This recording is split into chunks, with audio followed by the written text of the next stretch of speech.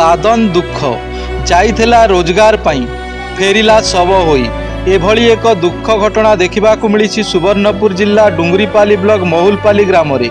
एही ग्रामर गौर जुआड़ी एकमात्र रोजगारिया पुओ हेमंत जुआड़ी तमिलनाडु ईरोड जिलार त्रिपुर एक घरोई कंपानी रे श्रमिक भावे काम करुथिले। हेले गत 1 तारिख रे तांको देह असुस्थ होई पड़िथिला। सांगरे रहुतबा तांको साथी माने जानिबा परे तांको स्थानीय हॉस्पिटल रे भर्ती करथिले। चिकित्सार 4 दिन पर तांको मृत्यु होइथिला। एही खबर तांको परिवार लोकंकु जणाइथिले। तांको परिवार कहिले केवल 2 जण, वृद्ध बापा और मृत श्रमिक। वृद्ध बापा तमिलनाडु जाई पुअर शव आनिबा असंभव होई पड़िथिला, कारण तांको पाखरे अर्थर अभाव थिला। तेणु उक्त ग्राम महुलपालीर किछि भद्र व्यक्ति श्रम विभाग को एने खबर करथिले। श्रमिक जनक काम करुथबा संस्था बा कंपनी को श्रम विभाग जोगाजोग करी आज मृत शरीर श्रमिकर गाँव में पहुँचवा परे ग्राम रे शोकाकुल परिवेश खेली जाइथिला। जिला प्रशासन और श्रम विभाग पहुँची मृत श्रमिकों शव को तांको परिवार को हस्तांतर करने सह सरकार नियम अनुजाई तांको प्राप्य पाई सरकार पाखरे रखी जहाँ संभव साहाय्य सहयोग जोगाई दियाजेबो बोली जिला श्रम अधिकारी कहिसंती।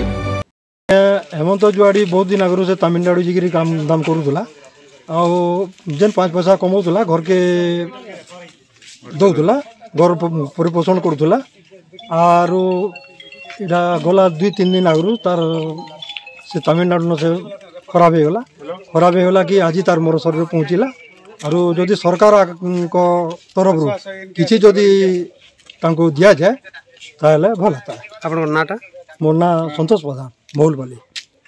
गोटे दुखद घटना जे आज यही गाँव महुलपाली ग्राम जड़े युवक असमय मृत्युवरण करते प्रशासन से मृत्यु खबर पाई सब से आम कमी पोस्टमार्टम होतापाई आम चेष्टित थिलु से पोस्टमार्टम कराला सब को निज गाँ माटी को आने व्यवस्था कराला। गोटे एम्बुलेंस माध्यम बर्तमान सब ये पहुँचा जाइए। आगामी दिन में परिवार जो मैंने योग्य हे आम अन्य कल्याणमूलक योजन सामिल करूँ जो मैंने नथिबे एवं निश्चित भाव